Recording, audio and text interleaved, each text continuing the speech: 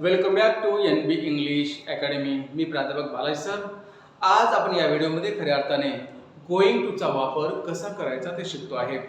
मित्रांनो, आपण मागच्या व्हिडिओमध्ये बघितलं गोइंग टूचा वापर एम इज आर सोबत कसं बनवायचं ते शिकलेले आहोत. मात्र आत्ता आपण काय शिकतोय, एम इज आर सोबत नाही, एम इज आर सोबत मागचा व्हिडिओ झाला. आता मात्र वॉज आणि वेअर यांच्यासोबत गोइंग टूचा वापर कसा करायचा आपण या ठिकाणी शिकतो आहे. तर चला मित्रांनो, आपण या ठिकाणी शिकूया. वाक्यामध्ये गोइंग टूचा वापर कशा पद्धतीने करायचा आपण या ठिकाणी व्यवस्थित पद्धतीने घेण्याचा पूर्ण प्रयत्न करत आहोत. तर चला पाहूया आजचा हा व्हिडिओ कशा पद्धतीने आपण गोइंग टूचा वापर करतो आहे. पहा याच्यामध्ये कसा आहे, हे पहा गोइंग टूचा वापर कसा करतोय. याच्या अगोदर इकडे मागच्या पाठामध्ये एम इज आर घेतलं, इथे मात्र आपण काय करतोय, वॉज आणि वेअर याचा वापर या ठिकाणी करतो आहे. सुरुवातीला मात्र सब्जेक्ट असेल आणि याच्या नंतर क्रियापदांचा कोणता रूप असेल, पहिलं रूप असेल आणि त्याच्यानंतर ऑब्जेक्ट इथे घेऊन वाक्य पूर्ण करावा लागतो. आता पहा मित्रांनो, या वाक्यांचा उपयोग वाक्यात कशा पद्धतीने आपण करतो आहे.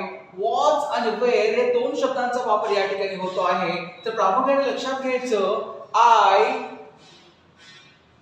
ही, शी, इट आणि एकवचनी नाम असेल तर त्याच्या समोर वॉज ह्या एकवचनी शब्दाचा हेल्पिंग वर्बचा वापर करावा लागेल. आणि अनेकवचनी सब्जेक्ट असेल जसे वी, यू, दे किंवा एकापेक्षा जास्त नावं असतील तर आपण इथे वेअरचा वापर करतो आहे. ओके, तर चला आपण या ठिकाणी कशा पद्धतीने वापर करतो आहे हे पहा. वाक्यामध्ये उपयोग कसा केला जातो.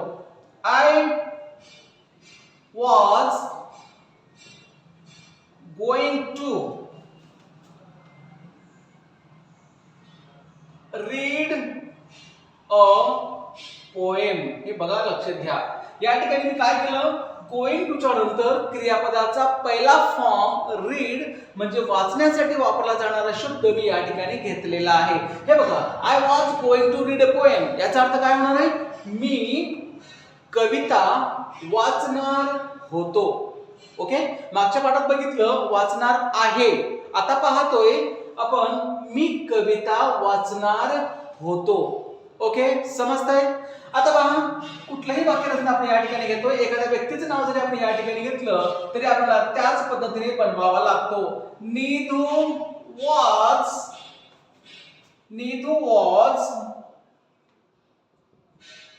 going to write a story. हे पहा, Neetu was going to write a story म्हणजे नीतू कथा लिहिणार होती. ओके, नीतू कथा लिहिणार होती असं या वाक्याचा अर्थ केला जातो.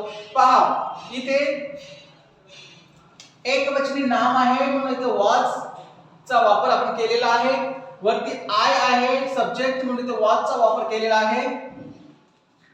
एकापेक्षा जास्त म्हणजे अनेक वचनी सब्जेक्ट आपण या ठिकाणी घेतलं तर हे पहा, अशा पद्धतीनं नीतू अँड नैतिक. हे पहा, एका सब्जेक्ट पेक्षा जास्त आहेत, अनेक वचनी आहे म्हणजे एकापेक्षा जास्त नावांचा वापर आपण या ठिकाणी केलो. म्हणजे नीतू अँड नैतिक इथं वापरावं लागेल were going to play cricket. हे पहा, Neetu and Naitik were going to play cricket म्हणजे नीतू आणि नैतिक क्रिकेट खेळणार होते असे या वाक्यांचा अर्थ या ठिकाणी केला जातो. पहा मित्रांनो, आपण काय पाहतोय, गोइंग टूचा वापर वाक्यात शिकतोय वॉज आणि वेअर सोबत. ओके, समजतंय काय केलेलं आहे. एक वचन असेल सब्जेक्ट तर वॉजचा वापर झालेला आहे, अनेक वचन सब्जेक्ट असेल तर वेअरचा वापर आपण या ठिकाणी केलेला आहे. तर चला मित्रांनो, आपण काय शिकलो, Neetu and Naitik were going to play cricket. Neetu आणि नैतिक क्रिकेट खेळणार होते या वाक्यांचा अर्थ या ठिकाणी केला जातो. आता याच वाक्याचा प्रश्न कसा करतोय पहा. वाक्यामध्ये वॉज किंवा वेअर याचा वापर आपण या ठिकाणी करतो आहे. काय करतोय, वाक्यामध्ये प्रश्न तयार करताना या हेल्पिंग वर्बला सहाय्यकारी क्रियापदांना जे की वॉज आणि वेजचा वापर या ठिकाणी झाला याला आपण वाक्यांच्या सुरुवातीला घेतोय ते अशा पद्धतीने पहा वेर सुरुवातीला घेतलं आणि बाकीची रचना जशाच तसं आपण या ठिकाणी घेत आहोत बघा Neetu and Naitik okay going to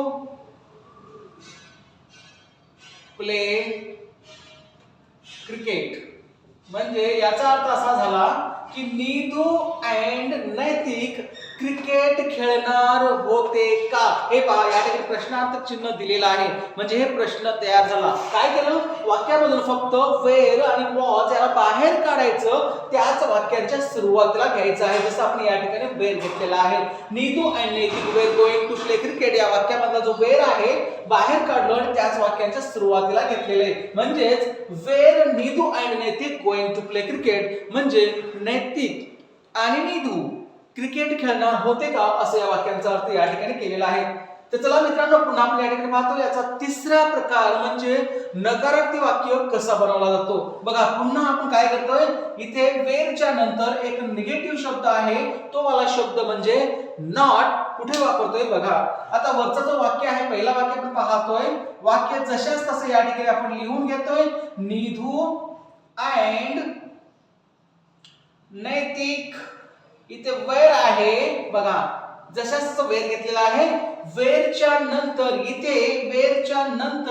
इथे आपण सरळ सरळ काय केलं हे बघा गोइंग टू जशाच तसं वापर केलेला आहे गोइंग टू प्ले क्रिकेट हे या वाक्यांचं आपण पहिला वाक्य अशा पद्धतीने लिहिलो मात्र आता काय करत आहोत या वेरच्या नंतर इथे नकारार्थी शब्द म्हणजे नॉट हा शब्द या ठिकाणी घ्यावा लागतो तेव्हा या वाक्याचं निगेटिव्ह अर्थ बनतं नकारार्थी अर्थ बनतं म्हणजेच काय होणार नीदू आणि नैतिक क्रिकेट खेळणार नव्हते ओके पहिलं काय बघितलं नीदू आणि नैतिक क्रिकेट खेळणार होते दुसरा वाक्य आहे नीदू वेरला सुरुवातीला घेऊन वाक्य बनवलेलं शेवटी प्रश्नार्थ चिन्ह पण या ठिकाणी दिलेलं आहे या वाक्याचा अर्थ आपण केलं नीदू आणि नैतिक क्रिकेट खेळणार होते का पुन्हा त्याच वाक्याला आपण काय केलं पहिला वाक्य जो आहे त्याच वाक्यामध्ये जशाच वाक्य घेतलं वेरच्या नंतर नॉट हा जो नकारार्थी शब्द आपण या ठिकाणी घेतलेला आहे या शब्दांचा वापर करून वाक्य बनवलं नीदू आणि नैतिक क्रिकेट खेळणार नव्हते